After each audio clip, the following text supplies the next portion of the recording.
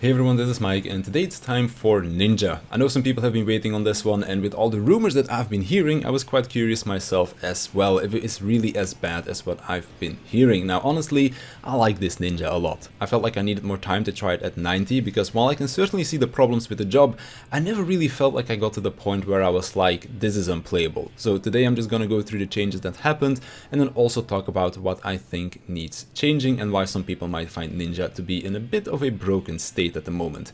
So let's start off with our pre-level 80 stuff, because three things have changed.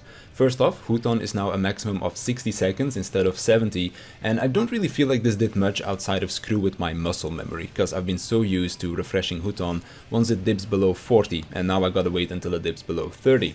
However, I do feel like I'd sometimes like those 10 extra seconds back, because some of my refreshes have felt very tight.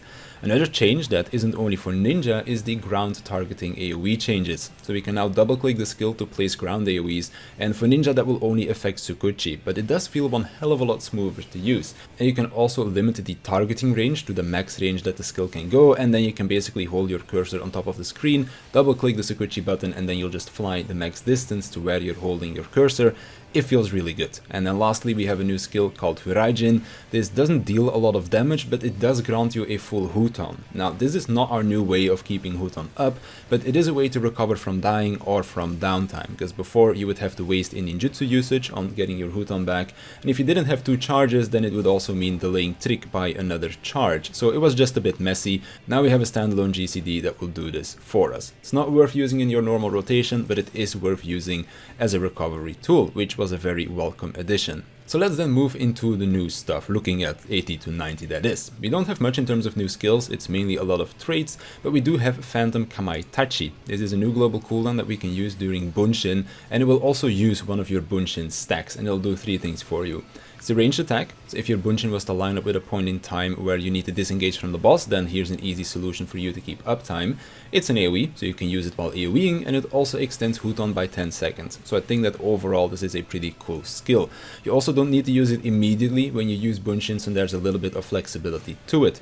There's also some math behind if it's worth using Phantom Kamaitachi because of the potency, but that's mostly for trick attack optimization, and if you don't really care about squeezing out as much DPS as possible, then just use it whenever it's available, because we're talking about really minor gains here. But for those that like to go a bit more in depth when it comes down to optimizing their play, then this is something that you could look into.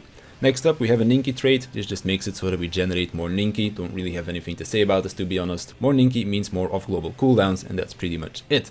Same thing goes for the Meisui trade. Whenever we use Meisui, we are now granted a buff that will boost the damage of our next Babakakra. It's nice that it deals more damage, but not really something that is interesting or worth talking about. We then have Hollow Nozuchi. This is labeled as a new ability, but it's sort of a trait in my opinion. Whenever you have a Doton down, using certain AoE skills will trigger an extra attack from the Doton itself, so it's still important that the enemies stay inside the Doton. So tanks, if you see a dirt puddle on the floor, then try to drag the mobs in there. Your ninja will be grateful. This is just a nice little extra and makes it so that you want to place a Doton each time that you're AoEing, but you're still not going to be using this on single target scenarios because STDs are bad. And if you don't know what that stands for, it stands for single target Dotons. And that brings us to Forked and Fleeting Raiju. These are the skills that people are talking about when they say that Ninja is unplayable, and there are a few reasons for that. The biggest one being, at least in my opinion, is that there's no flexibility in using these skills. When you use Raiton, you get a buff that allows you to use Forked Raiju. When you use that one, you get a buff to use Fleeting Raiju. Now the problem is that both Fleeting and Forked Raiju are gap closers, and you need to use them right after Raiton or you lose the buffs to use them. Now I do know that you can use ranged attacks, and that won't eat the buff, so that means your normal throwing daggers, any ninjutsu, and your new Phantom Kamaitachi. So you might say, well, if I'm in melee range, I can use this, because if you're already next to the boss, who cares if you have a gap closer as well? And if I'm outside of melee range, then I would use a ranged attack anyways, and that won't eat the buff. And you would be partially correct, because that was also my first thought. But there are scenarios where that's not the case. There are mechanics that will allow you to keep melee uptime on the boss, but you'll need to be max melee range for them. Using a gap closer gets you closer than max melee range, and then you could get hit by these mechanics.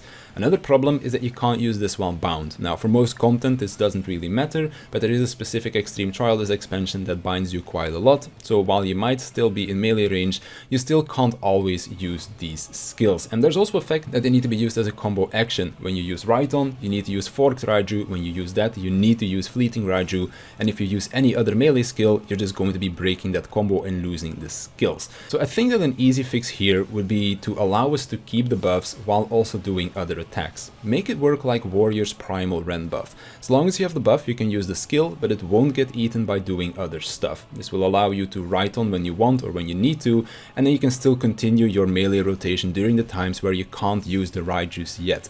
I think that would pretty much fix the skill, because even in its current state, I haven't come across a lot of instances where I had to quite literally drop the buffs if I wanted to continue pressing buttons, so I think that a small change like that would be enough. Outside of that, I've been enjoying Ninja a lot.